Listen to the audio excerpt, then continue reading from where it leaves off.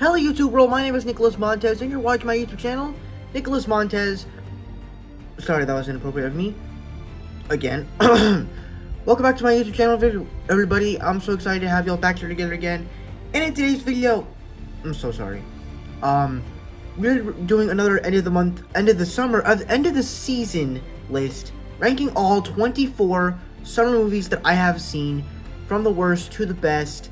Let's go ahead and get started with this list.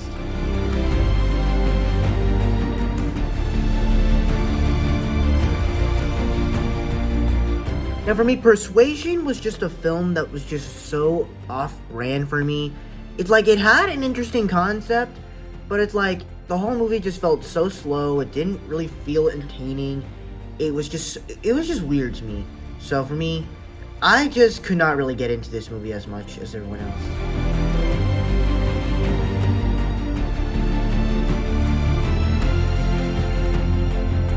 Now for me, this was one of the most disappointing films of the entire summer, as I was so excited for this movie because like Jurassic World Fallen Kingdom was very disappointing, and I'm thinking like, okay, if that film was disappointing, then maybe this film could actually be one of the great movies of all time, and it just became a very disappointing film.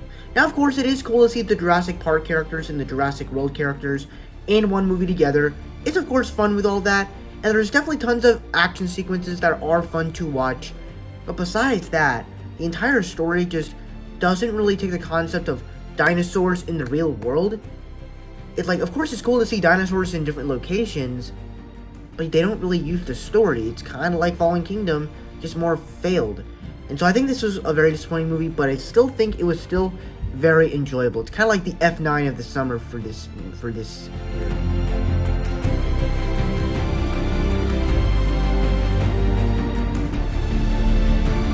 Now, Spiderhead, I think was an enjoyable film. Easily the worst thing when it comes to this movie is Chris Evans' American accent.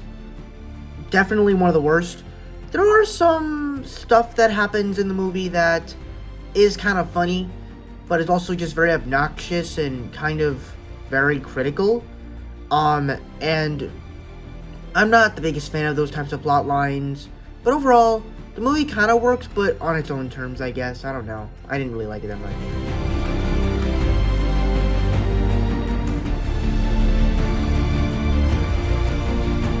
Now, this was a film I was actually kind of excited for because the way they were presenting in the trailers, it's like, this seems like a very cool action movie. And the action is pretty incredible. The girl from The Act, I thought was pretty good in this movie. She's also in the Kissing Booth movies, so yeah. And she plays this badass princess, and then when you get into the third act, there's tons of action in it. So I just love the action in this movie. I didn't really care for the story or the characters, though that is kind of a negative I have with the film.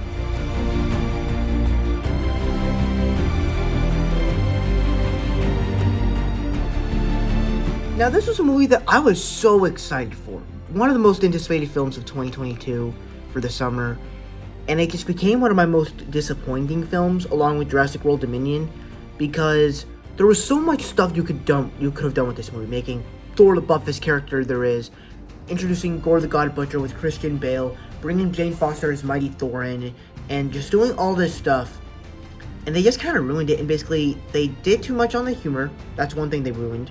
Second, they ruined the character of Zeus, just made him a joke, and basically made him a guy that does orgies. He's like, if you say one more thing, you are uninvited to the orgy. You are uninvited to the orgy. Like, bro. Like, they really wasted Russell Crowe. Gore the God Butcher, I don't even know what to feel about him, because it's like, he had a good setup, but it's like he didn't feel evil enough. I don't know why. Easily the best thing about this movie is, of course, Jane Foster. And it's like, you wish you could like the rest of the movie as well as this. So it's like, you can't really care for anything. Granted, I cared about the Jane Foster stuff, but it's like, it's like the only thing that's good about the film. And I guess some of the action sequences are cool too. But, and of course the soundtrack is cool too. But the film itself just carries too much on humor. Feels like a parody of Thor, basically. I know Thor Ragnarok kind of did this, but it does it better with a better story and better characters and introducing more, like, sure, they make Jeff Goldblum a joke, but they do it in a way that has some world building in it. This movie doesn't really do that. It kind of does with the credit scene of Hercules, but overall, the film was entertaining. I don't know. It's kind of mixed for me, honestly.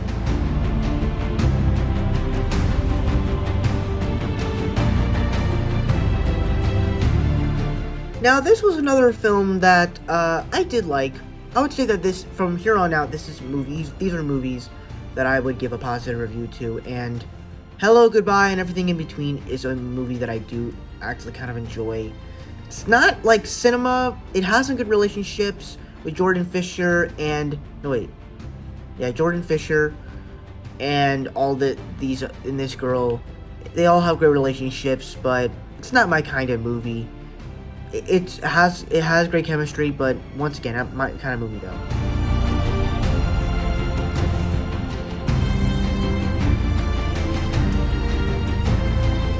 Now, this is actually a pretty good film. You know, the characters I thought were pretty enjoyable. The story here I thought worked really nicely. I don't know necessarily if I would say the whole storyline of her faking her that she was in Paris or in France, wherever she was. Not the biggest story twist. Kind of saw it coming from a mile away. I don't know. I don't know. It was good. Not my kind of thing though.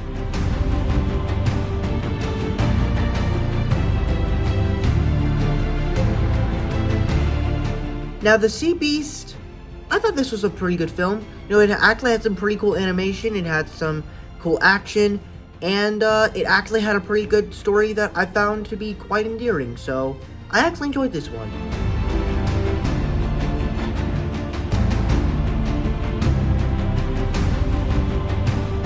So this is actually a spin-off of the Predator franchise, and I have to tell y'all, this movie's actually pretty good.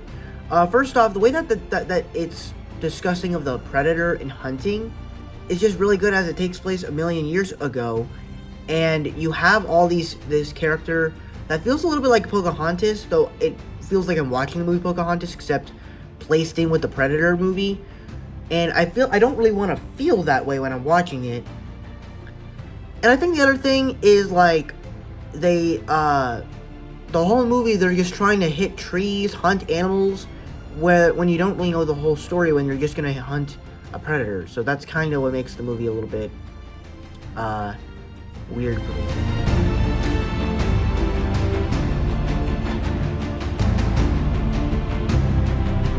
Now, Hustle, I think, was actually a pretty good movie that, you know, it was a Adam Sandler drama, sports drama, that he wanted the best basketball player to play in the NBA. And it felt a little bit of a mixture like Creed and Rocky, except with basketball, not boxing. I thought it was pretty good. Nothing special, but it was good.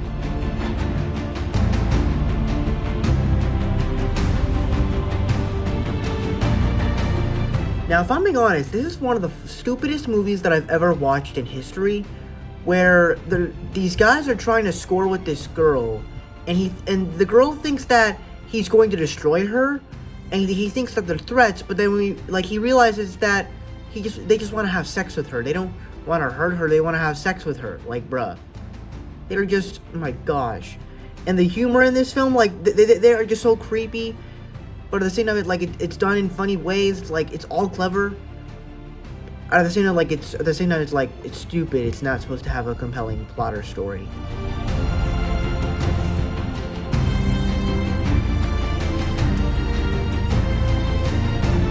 Now, this is probably one of the funnest movies of the entire summer. Unlike Jurassic World Dominion, which I did have a lot of fun with, has tons of problems, this movie's kind of like that, but it's a lot more fun, as I thought this was just going to be a regular Western starring Woody Harrelson, but that's not what it is. It's a action movie starring Kevin Hart and Woody Harrelson, and it's a different type of dynamic as they're not really in any action movies together, so this was kind of like a nice change of pace. And the action is absolutely incredible. There's multiple times where they do action sequences in different places, whether it's on a plane or even on other places. They even do a fight in a boxing gym, which honestly it's one of the best things I've ever seen, as they like throw barbells at people. It was just awesome. And also the humor did work as well. So granted, there are times where characters survive things they shouldn't be surviving, but at the same time, it's still fun. It really just lets you turn off your brain a little bit. So I had a lot of fun with this one.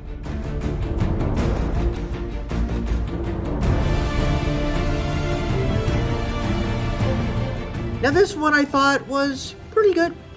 I never watched the original Father of the Bride. I don't know why, but it's too late now, but whatever. I did like this movie. It basically is more relatable since it's people, me, like Hispanics, or at least it's Colombian.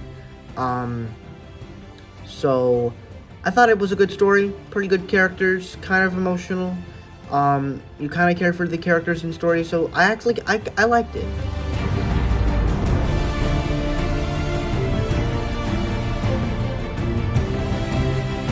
Now, as a film directed by the Russo brothers, it is a very, very good, a pretty good little decent action movie. Of course, the big standouts here are, of course, Chris Evans and Ryan Gosling, as you basically get to see them as these two action stars, and it's just a ton of fun seeing Chris Evans as this villain and Ryan Gosling as our action hero. Of course, the action is amazing, all the other cast members are great, and if I'm being honest, this movie didn't really hit me emotionally like Winter Soldier or Civil War or Infinity War or Endgame did. It didn't really do that, though it is, surprisingly, it's Netflix's most expensive movie right now. So that's kind of tells you something, that you should definitely go watch this movie. That the Russo brothers used all that money that they used on Avengers Endgame, Infinity War, I believe also Cherry, to make this movie come to life. So pretty good film, and I did like it.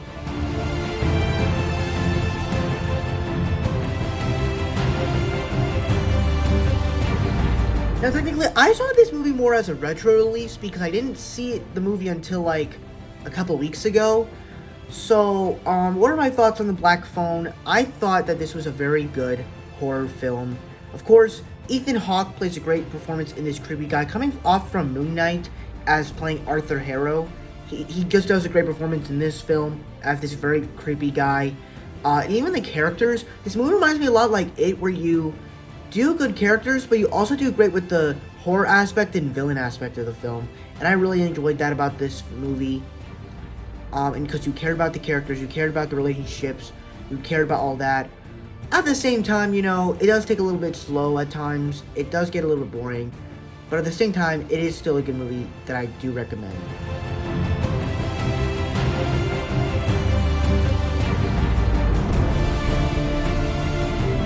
Now, Rise is actually a pretty good basketball movie, where you basically have these two brothers who just want to play basketball, and they're kind of being shed away from everyone around them.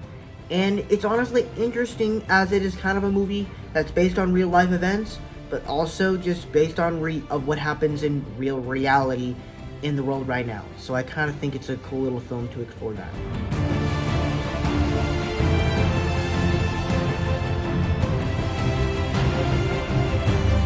Now, this was a good, really good Jennifer Lopez documentary that basically, if I'm being honest, it doesn't really explore her, it explores parts of her during the halftime show, but it really is just her story around the entire thing of becoming a big superstar and all this, and being in Selena and all these famous movies. So I wouldn't really say, I don't understand why they call it just called it halftime, because that's not really what it's all about. but I thought it was a very good Jennifer Lopez documentary.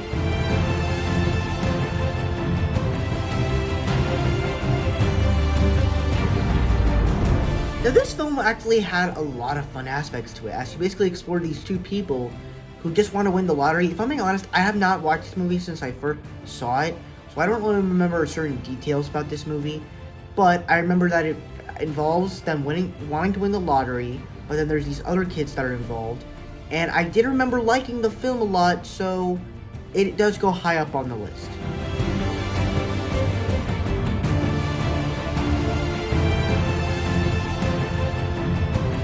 Now, this is actually one of the most recent summer films on this list, and I actually have to say it was a good movie. First off, Owen Wilson as this superhero actually kind of works, and then you also got Michael Pena as our villain in here. You also get some cool little aspects as the kids explore the secret headquarters of the superhero, the Guard, and it just has a lot of fun aspects where you have like this portal thing that like you put your head through it, and all the other, like instead of a magic wand, it's a magnetic wand, and all this technology that they have is really cool.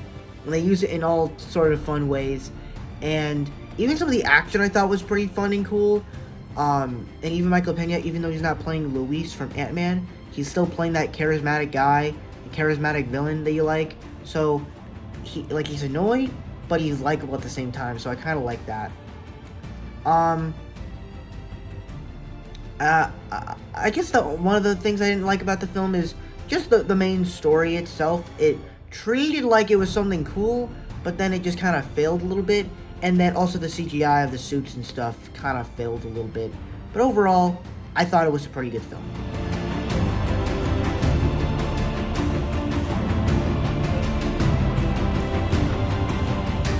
Now for me, this was actually a pretty good film. At first I was like, this is such a weird film, because it's like, why do these turtles have superpowers, and why are the certain characters acting out of character? I'll never get tired of that. I'll never stop saying that whenever I mention this movie. But it was quite good. As you see how these characters are leaders, but then they become what they are supposed to be in their past timelines. And I can kind of see that that is an interesting story to go with. So, personally for me, I liked what they did with this movie.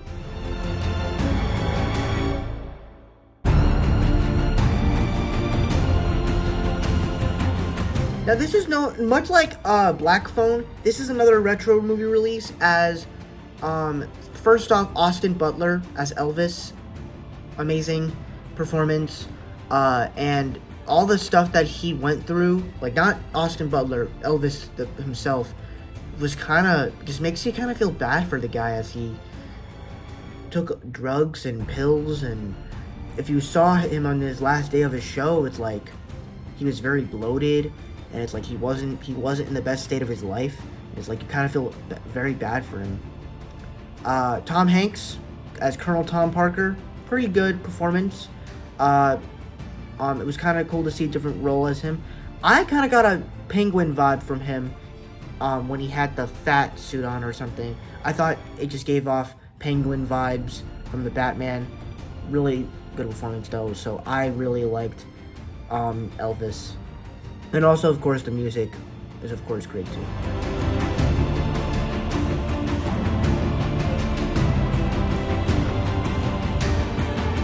Now, this was one of the most surprising films of the entire summer, as you basically get Jamie Foxx in a vampire hunting movie, and it is glorious.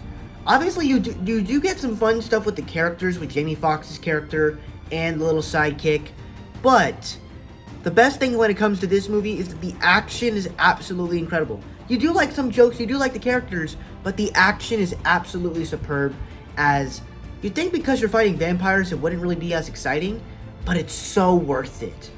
Every action sequence in this movie is so clever. When you get to that house fight, like even in the opening sequence, it's all well executed, because you kind of learn how the vampires move, how they fight, but also how Jamie Foxx fights as well, and all the cleverness. And then even when you get to that house fight later in the movie, and you have all the guys fighting the vampires, it's like you can see how they fight. You see how well designed the action sequences are in this movie, and it's just so well made. And even you get to see Snoop Dogg in the movie and shoot some vampires and stuff. And even do some flippy kicks and stuff like that. So, very fun film. And also very fun soundtrack. And just a really good movie to end off the summer.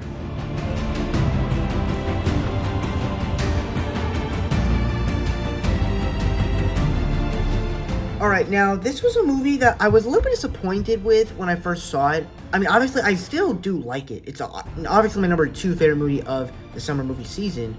But, I kind of wish that this was I don't understand how this would be the movie that Andy would sing. This seems like the movie that that would be the, like, I don't know. This doesn't feel like the movie that Andy would be seeing in the theater. It seems more like a sequel to me. But whatever. To me, it doesn't feel like the Buzz Lightyear movie that came out. I don't know, like, it doesn't feel like a Buzz Lightyear movie to me. It just mixes in with a space story, just mixed in with Buzz Lightyear elements and Buzz Lightyear characters and suits and everything, and Star Command. But it's a Buzz Lightyear movie. So of course, Chris Evans as Steve. I was about to say Steve Rogers. Chris Evans as Buzz Lightyear, I thought worked. And from now on, I honestly see him as Buzz Lightyear now. Like, I hear it in his voice. It's like I hear Buzz Lightyear now. I don't hear Steve Rogers. I mean, obviously, I do hear Steve Rogers. But it was cool. Easily, the standout character is Socks. Definitely one of the most likable characters of the entire film. All the animation elements of this film I thought were amazing. And I thought the stuff with Zurg was just kind of bad because, like, if they did use the storyline of him being Buzz's father instead of his future self, I thought that would be perfectly fine throughout the entire film. But they decided to go with the other storyline, and I just didn't really care for it. So unfortunately, was kind of bummed down for me. But I still did really like them. I still did like the movie though. It's still very fun, and also the other side characters are also really good. And when you get to all the Toy Story moments, whether it's the Not Today Zurg, the Wings, You're Mocking Me, Aren't You? All the Toy Story references are amazing. So this film has some fun elements, but not a lot. It's still very fun.